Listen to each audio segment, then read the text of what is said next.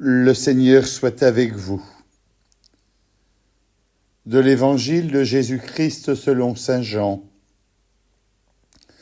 En ce temps-là, Jésus disait à la foule des Juifs : « Moi, je suis le pain vivant qui est descendu du ciel. Si quelqu'un mange de ce pain, il vivra éternellement. Le pain que je donnerai, c'est ma chair, donnée pour la vie du monde. » Les Juifs se querellaient entre eux. Comment celui-là peut-il donner sa chair à manger ? Jésus leur dit alors : Amen, amen, je vous le dis. Si vous ne mangez pas la chair du Fils de l'homme, et si vous ne buvez pas son sang, vous n'avez pas la vie en vous. Celui qui mange ma chair et boit mon sang a la vie éternelle, et moi je le ressusciterai au dernier jour. En effet, ma chair est la vraie nourriture, et mon sang la vraie boisson. Celui qui mange ma chair et boit mon sang demeure en moi, et moi je demeure en lui. De même que le Père qui est vivant m'a envoyé, et que moi je vis par le Père, de même celui qui me mange, lui aussi vivra par moi. Tel est le pain qui est descendu du ciel. Il n'est pas comme celui que les pères ont mangé. Eux, ils sont morts. Celui qui mange ce pain vivra éternellement. Acclamons la parole de Dieu. Frères et sœurs bien-aimés des ensembles paroissiaux de Castanet et de Saint-Orens, nous célébrons aujourd'hui la fête Dieu. La fête du Saint-Sacrement que nous célébrons ce dimanche a été instaurée au XIIIe siècle. À l'époque, on communiait très peu. Certains pensaient que la présence réelle de Jésus s'arrêtait à la fin de la messe. L'Église a réagi très fermement contre cette dérive. C'est ainsi qu'ont été organisées des processions du Saint-Sacrement et des temps d'adoration dans les églises.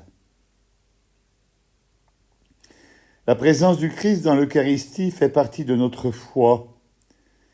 Il est heureux que des chrétiens s'arrêtent à l'Église pour un temps de prière. Le Saint-Sacrement est exposé dans nos églises de Castanet et de Saint-Orens tous les jours, pendant un temps encore. Nous avons pu le constater pendant la période du confinement,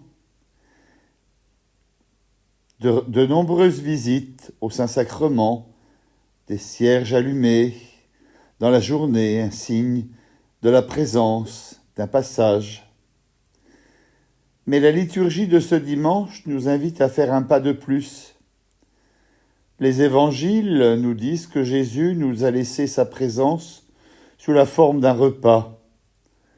Il nous invite à nous nourrir de cette présence qui vient mettre en nous le germe de la vie éternelle. Bien avant la venue de Jésus, le peuple d'Israël était préparé à ce don. Au cours de sa traversée du désert, il a vécu des moments difficiles.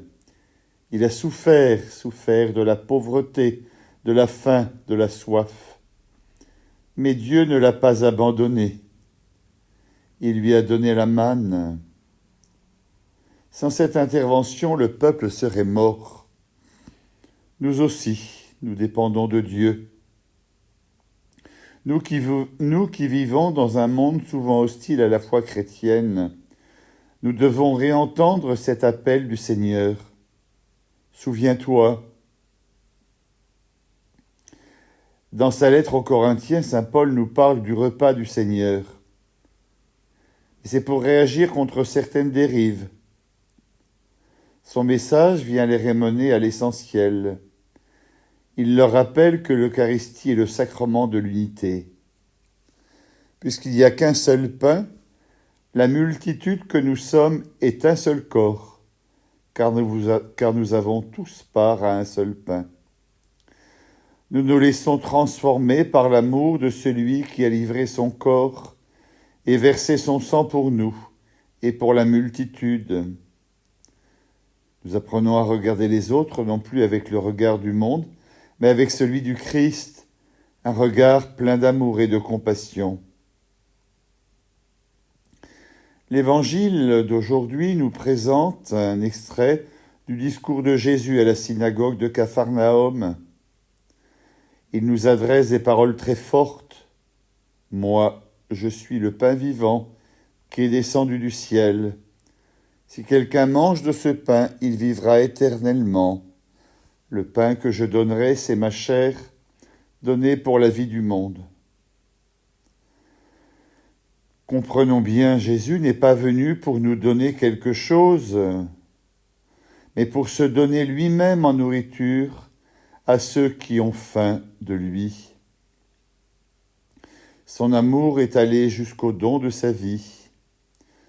Notre communion avec le Seigneur nous engage à l'imiter. Elle nous engage à faire de nos comportements et de toute notre vie un pas rompu pour les autres.